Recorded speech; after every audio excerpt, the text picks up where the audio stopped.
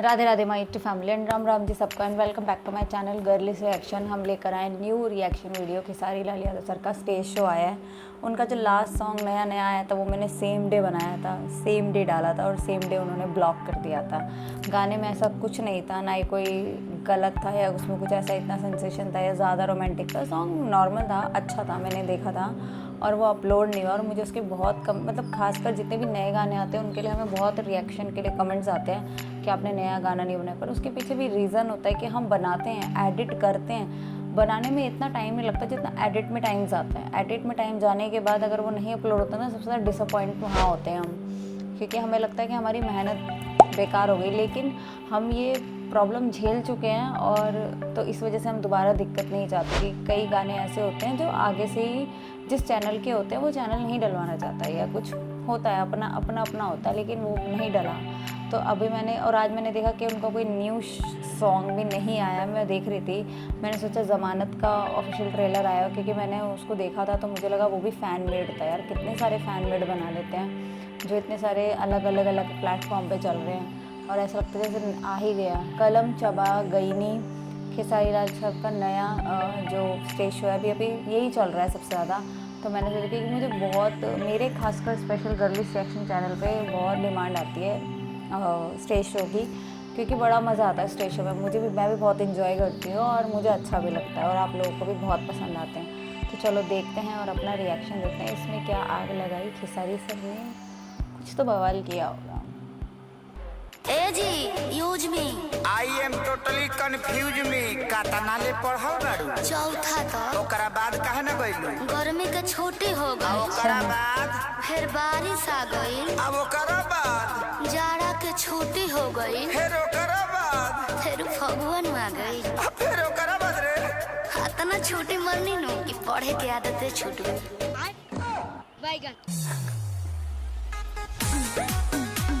ओहो ओहो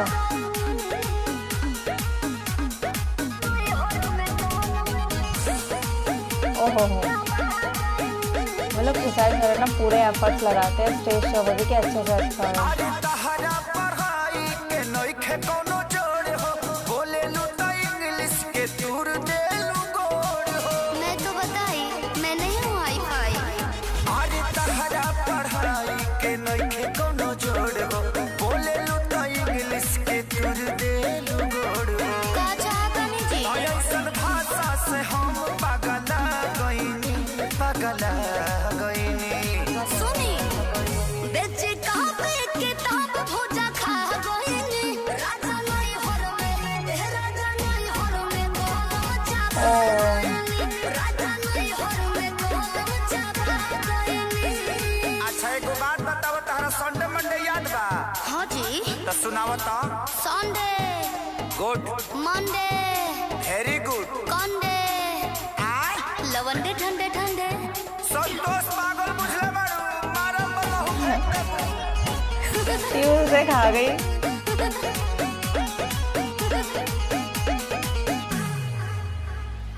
अनपढ़ के तू ताला के लू एजेंसी रह, तू पढ़ल होई ते आशा में वैकेंसी। भोग भोग बुतला पढ़े घरे दिया पिया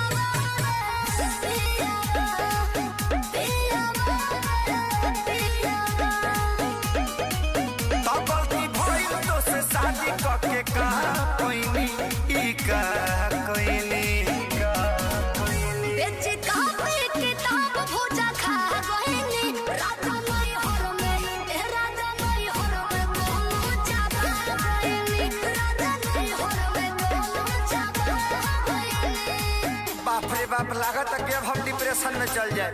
ठीक बा, आय? अकेले जाई? हाँ। जाते नहीं तो जाके देखी। हाँ। अब बढ़िया जगह होई नु हाँ। हम आ जाए। अब वही जे हनीमून मनावल जी डिप्रेशन में, आ घूम घाम के आ चल जाई का। अब ते सफा संतोषवा बना देबे। का भाई कुछ गलती हो गल का? ना ना ना, तू आ गलती।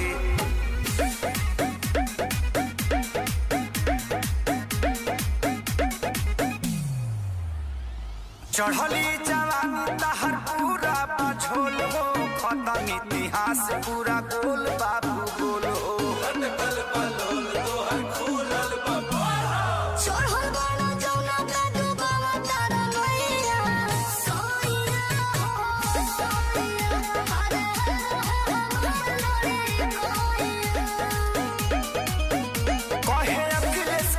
सारी हम खा गईनी हो खा गईनी बेच कापे किताब भोजा खा गईनी राजा नई हर में राजा नई हर में कलम चापा गईनी राजा नई हर में कलम चापा गईनी। लास्ट में तरह से को सवाल पूछी पूछे ना जी। ई बताओ कि लिंग क तरह के होला 3 तरह के।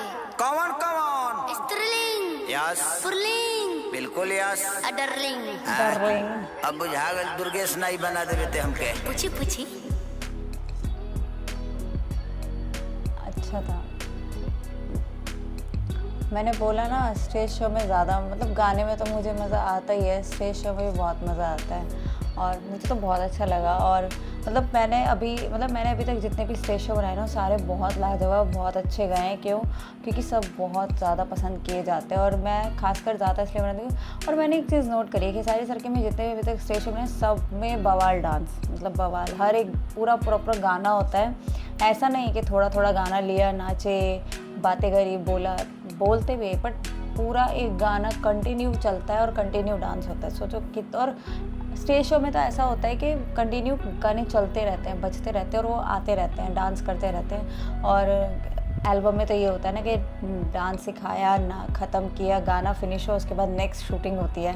लेकिन इस स्टेज शो में नहीं, स्टेज शो में ये लाइव चल रहा है सब कुछ और वो डिमांड भी बहुत आती है, किसी को कौन सा गाना देखना है। चलते भी तो हैं ट्रेंडिंग स्टार के गाने इतने ज़्यादा। तो मुझे तो बहुत मज़ा आया, आप लोगों को भी बहुत मज़ा आएगा गर्ली रिएक्शन के साथ तो वैसे ही मज़ा आता है। तो वीडियो को लाइक करना, चैनल को सब्सक्राइब करना एंड हमें सपोर्ट करना।